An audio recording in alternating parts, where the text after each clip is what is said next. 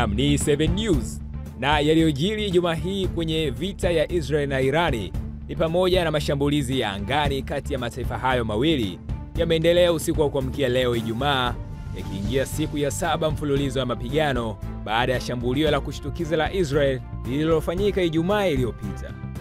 Kwa mujibu wa maofisa wa Israel, operesheni hiyo ililenga moja kwa moja maeneo nyeti ya mpango wa nyuklia wa Irani, ikiharibu miundombinu muhimu na kuwaua wanasayansi kadhaa wa nyuklia pamoja na viongozi waandamizi wa kijeshi wa Irani.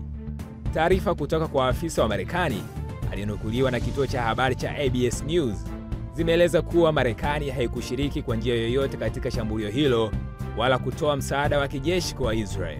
Hata hivyo, rais wa Marekani Donald Trump aliambia ABS News siku ya Jumapili kwamba inawezekana tukajihusisha, akionyesha uwezekano wa Marekani kuingilia mzozo huo endapo hali itaendelea kuwa mbaya kwa Israel.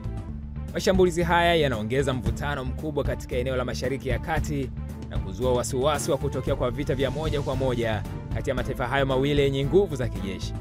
Kwa taarifa nyingi zaidi zinazohusu mgogoro huu pamoja na nyingi zinazogonga vichwa vya habari duniani, endelea kufuatilia 7 Media kupitia 7 News.